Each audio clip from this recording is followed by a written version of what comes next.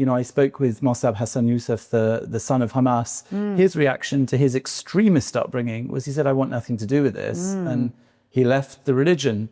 It seems to me there are two ways you can go when you have the visions that you had. And one is very admirably what you did. What inspired you to do that? Well, you know, it's a good question, and I haven't really thought about it deeply for a long time. But I think what most shocked me wasn't only the act of 9/11, which was devastating, the jets in the buildings, in the Pentagon, in the Twin Towers. It was the reaction of people equally educated as I am, multiply board certified, educated in the same city, melting pot of New York in the 1990s, that had an utterly different reaction. And that shocked me.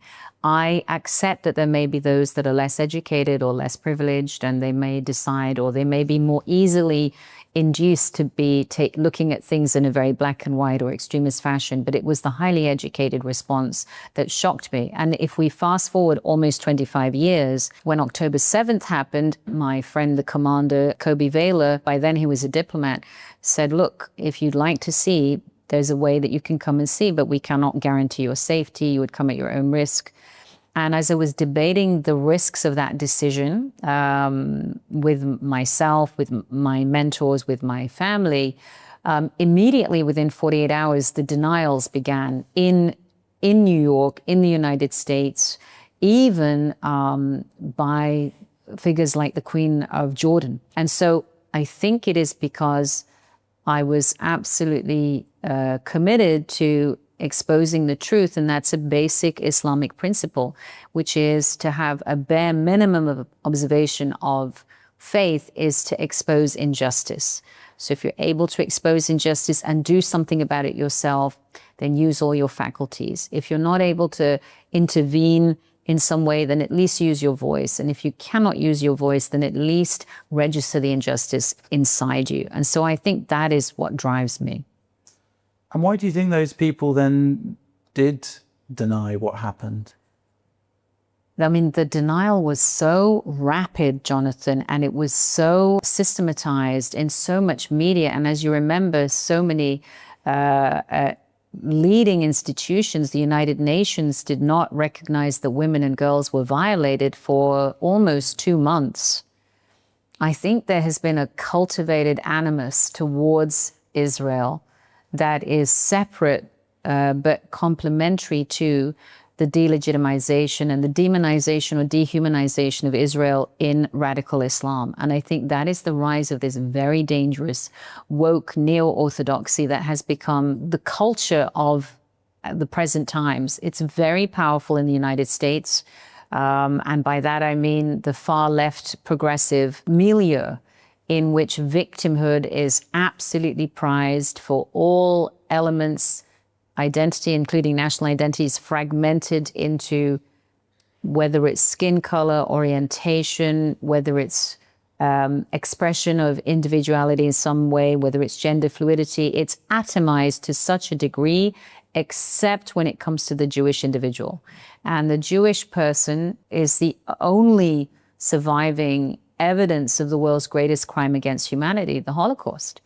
And so this inversion of taking the Jewish individual, inverting his or her presence as an oppressor, as a colonialist, has taken deep root. And I think that, plus the marriage with Islamism, which invalidates all aspects of Jewry, all aspects of the right of Israel to be a sovereign state as the world recognized in the 1948 vote, came together in an extremely noxious mix, which, by the way, is not going away and will not end even as this conflict reaches its end. And I do think we're close to an end of this conflict.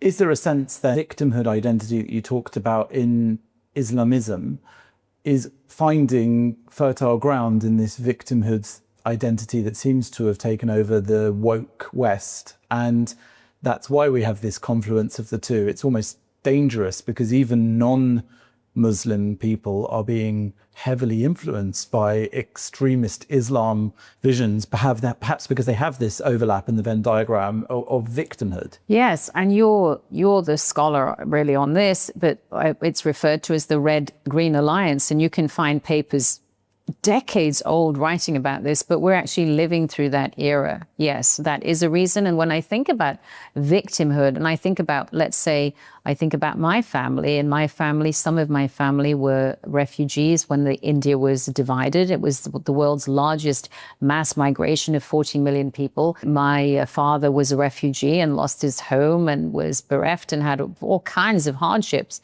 Never in our family have we embraced the concept of victimhood. I haven't heard that word. I wasn't raised in that way, and my parents haven't conducted themselves. So this cultivation of Muslims of victimhood is a very new concept. And that's not to disregard the enormous impacts of the global war on terror, which cost, we think, and I think it was coming out of Brown University, 4.5 million deaths. Over 7.5 million children left in food insecurity, and any number of devastations across Afghanistan, across Iraq, all of the other consequences, Libya, and so on. That doesn't mean that Muslims did not suffer, but they do not adopt an identity of victimhood as central to faith. Whereas now when I see British Muslims that are growing up, or American Muslims or French Muslims, and they're growing up maybe 30 years or 40 years after I did, there's this entrenched sense of being disenfranchised and being victimized when they're full European citizens, when they're full American citizens. I'm not speaking about migrant populations or people displaced by war. This is a very cultivated, a very dangerous tool that Islamists use, extremist clerics can use, far-left ideologues can use, politicians can use, and all of that is a deadly cauldron for division and fragmentation in which Islamism thrives. You may realize you're in the region, we're in the Middle East now, but across the Gulf nations, the birthplace of Islamism was 1928, Egypt.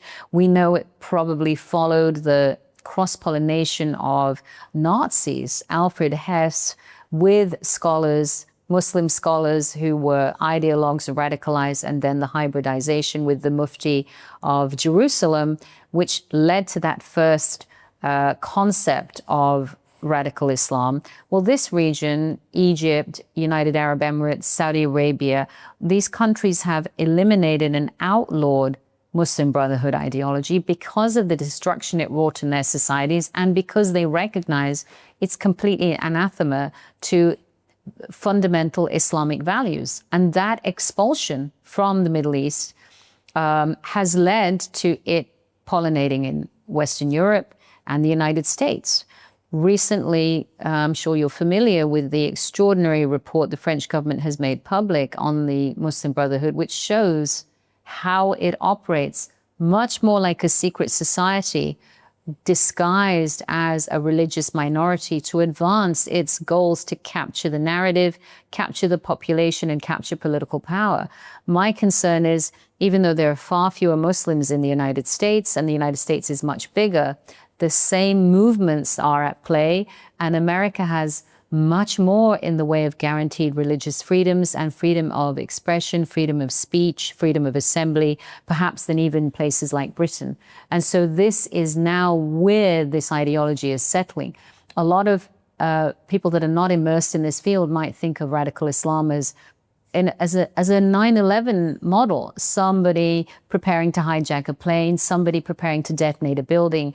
That is not the major way that radical Islam is going to endanger us. The major way is always with the non-violent Islamist ideology underpinning, which will then spin off some acts of extremism.